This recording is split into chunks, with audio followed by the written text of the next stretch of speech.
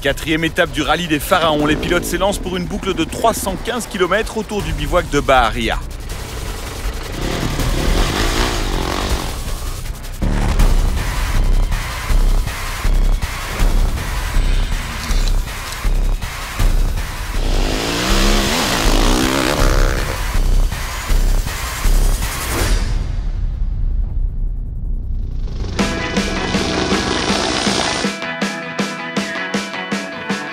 Le fait de course à moto, c'est le leader du général Juan Carlos Salvatierra qui est victime d'une chute. Il préserve sa moto grâce à la solidarité des autres pilotes qui lui donnent un peu d'eau pour son radiateur et conserve une avance suffisante pour assurer la victoire demain au Caire, sans doute. En fait, heureusement, je n'ai pas perdu trop de temps. Je pense environ 8 minutes. Ça me laisse une avance confortable pour la dernière spéciale de demain. De plus, je vais démarrer à l'arrière de la course, ce qui me permettra de suivre les traces des autres et ça sera un peu plus facile pour ne pas perdre le contact.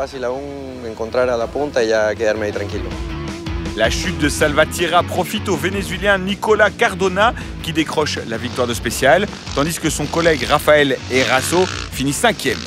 Demain, au pied des pyramides, on s'attend déjà à voir flotter les drapeaux latino-américains. Ça serait vraiment sympa d'avoir un podium 100% latino avec des pilotes de Bolivie et du Venezuela. Mais évidemment, on ne saura pas cela avant la fin de la course. Du côté des 690, Stefano Chiusi reste à la 3e place du Général Moto, mais il est blessé à l'épaule et pourra difficilement maintenir sa place sur le podium final.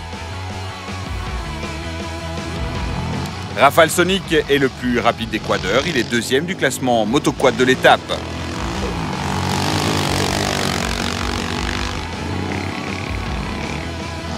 Dans la même catégorie, le présentateur de télévision égyptien Nader El Kayat a troqué le volant de sa voiture pour un quad et il est ravi de ses sensations au guidon.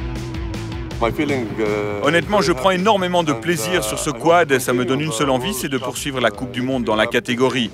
Et puis, c'est les Pharaons, c'est mon pays. Au classement de l'étape, Salvatierra est 10 minutes 45 derrière Cardona. Chiusi est 4e et Stefano Turchi se classe 6e du jour. Au général combiné moto et quad, Salvatierra reste en tête avec 21 minutes 48 d'avance sur Cardona. Quant à Rafał Sonik, il est 4e.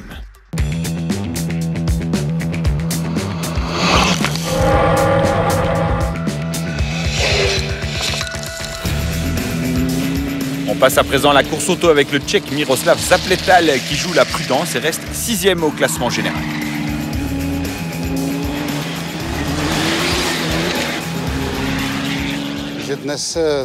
Aujourd'hui, on a fait très attention, surtout dans les endroits où il y avait des pierres coupantes.